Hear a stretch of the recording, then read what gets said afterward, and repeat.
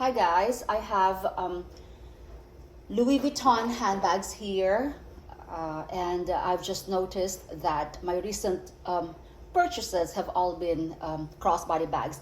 Although I am not a big fan of crossbody bags, I'm not sure why I have all of these. Some of these bags I may have featured in my past videos already because some of these bags I have already, in fact, two of these bags I have already owned and disposed through consignment, or I may have sold them myself. So let's start off with the tiniest one in the tiniest one, which is the Mini Danube. And let me just get this. This is super tiny. I think it's called Mini Danube Pochette, and yeah, it's very simple, as you can see.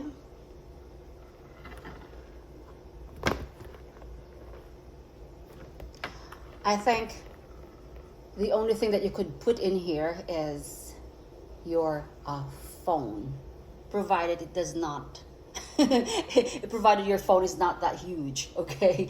And I think an 8-ounce water bottle would fit in here. So this is just like your go-to handbag. If you're just gonna go somewhere else, you can just stuff in your tissue paper, wallet, and in my case, I don't use a wallet very often. I just get my card and my cash, and yeah, I throw it in, and tissue paper and water. That's it. Those are my essentials: water and tissue paper.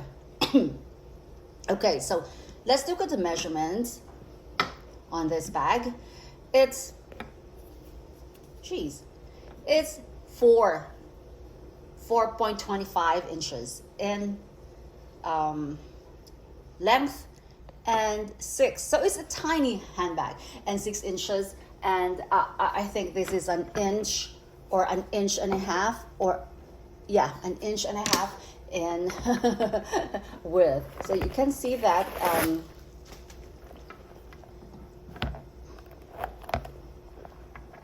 it's just the typical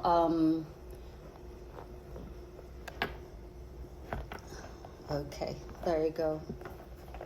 And of course this is very long. It has 7 adjustments.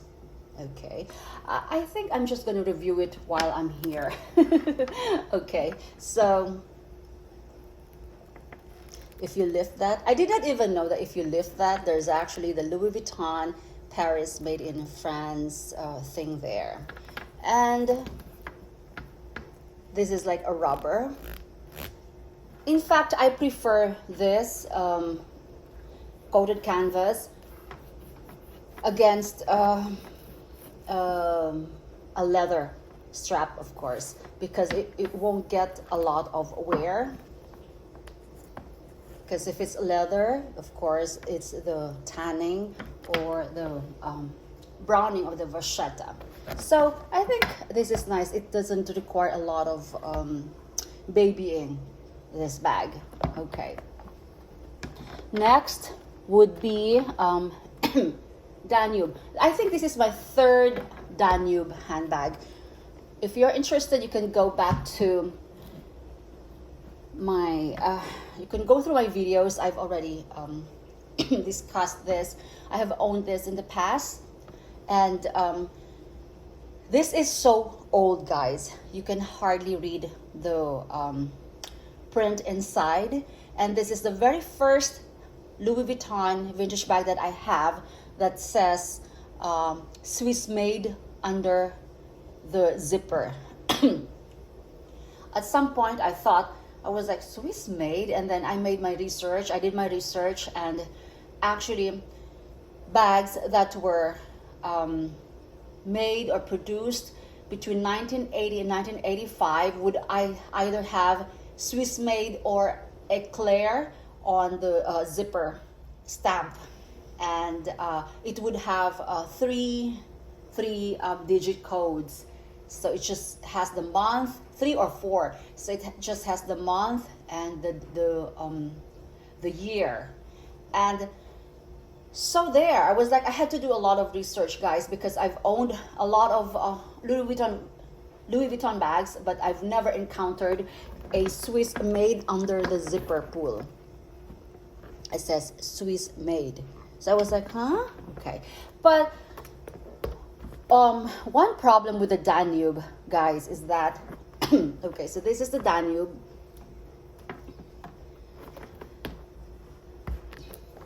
The flaw on these bags would be here on this. It would peel off so bad, and it would have this icky grayish, it's not like Gucci. The Gucci vintage would have like very icky white powder. This one would have black or grayish, greenish thing on them. I have owned some of them, and this one does not have any of that yet. And you can hardly read the made in France Louis Vuitton, and at least this one does not have any of that. I just put in some baking soda. That's why it's a little bit white in here, because it does have like a storage smell. This is so old. It's 1982, and it still has that thing Swiss made. That's why there are white bits there, because I still have to go through it one more time. And yeah, this has a vintage a storage smell rather. And the rivets is LV, and it's not the Louis Vuitton normal, because it's going to be LV or just the Louis Vuitton print here. So this is really, really old. But I'm glad that Danube does not have a thing. All right, here is one of my favorite styles. It just doesn't stand up on its own, of course. And this is the, oh geez, I forgot. Anyway, I forgot the model. I always forget the model. It's in the top. Okay, whatever. This is really, really nice. But this has a nice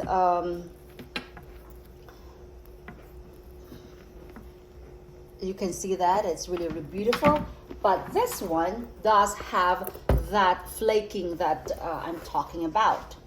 So this one is okay here, but the zippered compartment has just started flaking. There you go. So all vintage, yeah, it would have that, which is really, really ugly. But still, these bags are still very expensive considering the damage. They would still go for 845, 745. That's the range. So, but there's nothing. There is no damage here besides the zippered compartment, which I have. I'm not using the zippered compartment. So, yeah. I wish I could. I've been looking for a bag like this. This is the PM size. I think this is the GM size. I'm looking for a bag like this that would have no peeling inside, but it's just really, really difficult. So yeah. Next is this musette. So this is my second musette. I had to return the other musette bag that I got, guys, because I think it had cracks and peeling. This one is really, really nice. I was, look at that. It's really, really nice. And let me just look. I still have the tag here. So the interior has this very nice tan.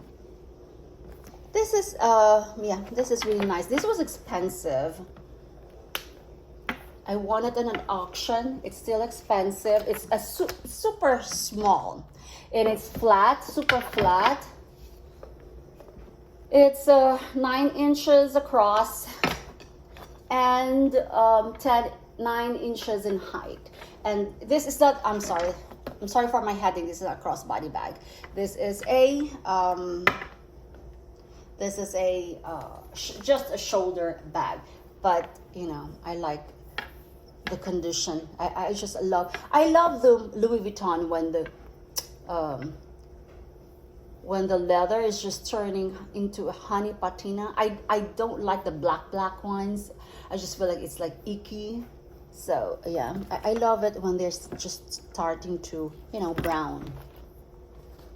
And last but not the least, this must be one of my favorite Louis Vuitton bags. Although I would call this a transient bag for me, because I think this is the 4th time I've owned this, the camera bag. I say this is a camera bag, but this is the, oh geez, it's not the Danube, Amazon.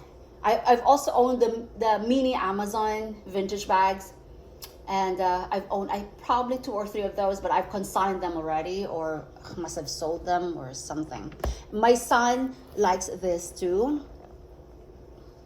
Okay, so it has 2 pockets, 2 compartments, and yeah, these bags are expensive. These bags are expensive. I don't think I paid, I would not consider these cheap, because you know, it's not cheap. And if I decide to sell these, I might just probably get just $100 or less of profit. So I'm gonna try to enjoy it if as much as I can. One good thing about owning luxury handbags is that if you feel like disposing it, you can always dispose it. Sometimes, you know, you would lose money somehow, but you know, yeah. So this one, sometimes the problem with these is that, like I've already mentioned earlier, it would easily get scratched up, and then would have flakes, and it's just really icky.